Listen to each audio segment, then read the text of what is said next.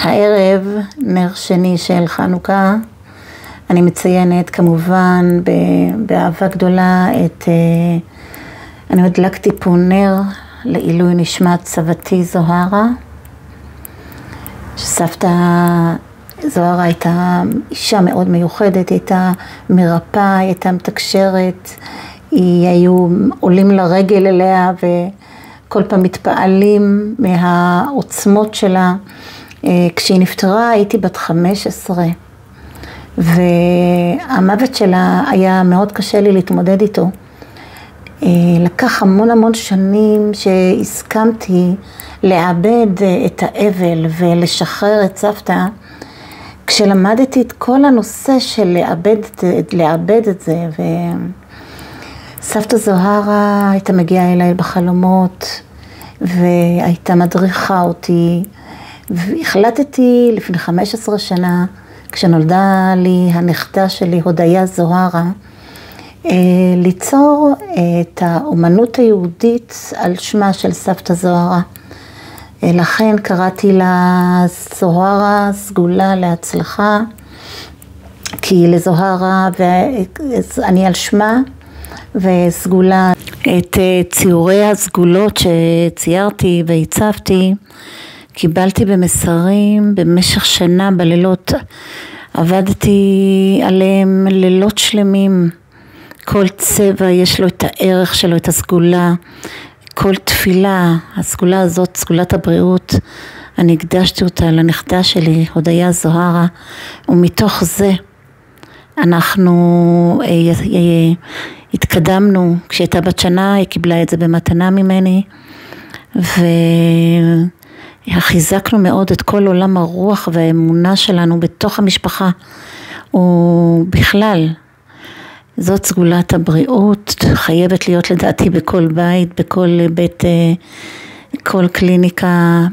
לאחר מכן סגולת להצלחת הילדים, כל כך מתאימה לחג הזה, חג חנוכה, עת זית שמאיר, אנחנו כאור לגויים, וילדינו, החלום שלנו, שהילדים שלנו, המהות שלנו היא היהדות, שהתקרבו אלינו והתקרבו לשורשים, שלא התרחקו מאיתנו. וגם אם קצת הם רחוקים, התפילה הגדולה היא שהם יגיעו אלינו והתחברו. מגן דוד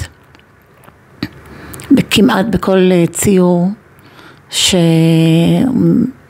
שמדגיש את הרוח היהודית ואת האומנות היהודית שאני מייצרת, מעצבת.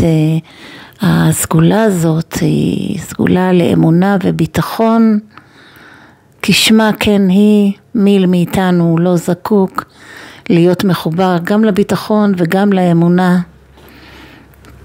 לב טהור ברא לי אלוקים ורוח נכון חדש בקרבי. הסגולה הזאת היא מאוד מאוד מיוחדת. הצבעים והאנרגיה השופעת שיוצאת ממנה, והחלום שלנו בהתפתחות להגיע ללב הטהור. ולקחנו את הפסוק מהתהילים כמובן, לטהור ברא לי אלוקים ורוח נכון חדש בקרבי. מי שכתב לי את כל הברכות זה סופר סתם, הוא בן דוד שלי. והחלום שלנו שהסביבה שסובבת אותנו היא תהיה עם לב טהור, עם אהבה, עם קבלה, עם סבלנות, עם אחדות, עם באמת ניקיון, בדיוק כמו הלב הזה, שככה כולנו ננקה את הלב שלנו, כל פעם נצמח וננקה אותו עוד ועוד, וככה נמשוך לחיינו את אור הקדושה, אור האלוקי שתמיד יהיה איתנו, ירפא אותנו ויגן עלינו. כאן אני ציירתי גם את אנה בכוח, שמאוד מיוחדת, כי כשציירתי אותה באמת היה לי מאוד קשה, כי לעשות את החיבור בין הרוגע של המים הרגועים לבין האש שיש בתוכנו.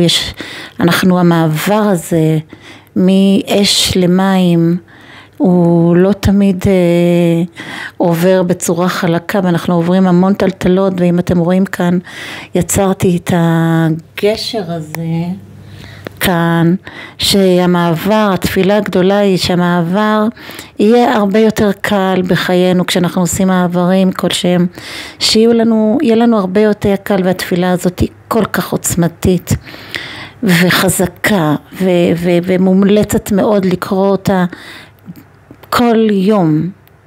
אנא בכוח, גדולת ימינך, תתיר צרורה. גם הסגולה הזאת של השלום בית היא מלווה במגן דוד, זה שני משולשים בזוגיות, כל אחד מביא משולש, וכל העבודה שלנו התפתחותית והרצון כשאנחנו בונים את ביתנו להתאחד ולהיות כמגן דוד בזוגיות, בבית, עם הילדים, עם החברה, עם הקשר לאלוקים. וכל תפילת השלום נמצאת כאן, מאוד מאוד הצבעים שלה מאוד מיוחדים.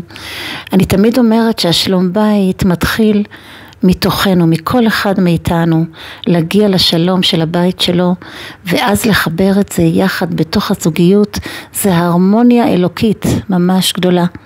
מכאן אנחנו עוברים לסגולת הפרנסה, שגם פותח את ידיך ומשביע לכל חי רצון.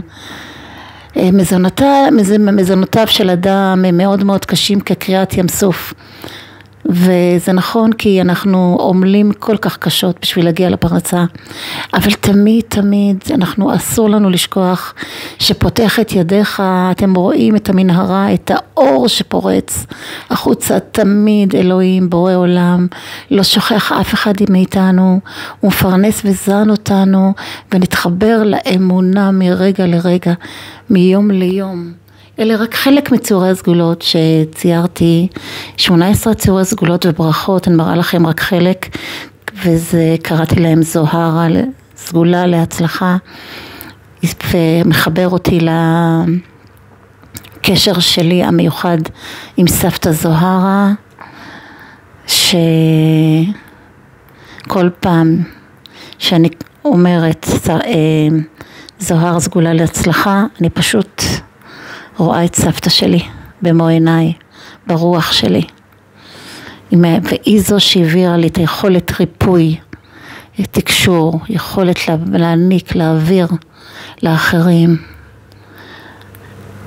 והסגולות יש להם כוח ויכולת מעל הטבע, השילוב של הציור עצמו והצבעים, הם מושכים אותנו לראות לעומקים, ככל שאנחנו נתבונן בהם זה ייקח אותנו למקומות מאוד מאוד עמוקים בתוכנו, וכך אנחנו נצליח לרפא את עצמנו.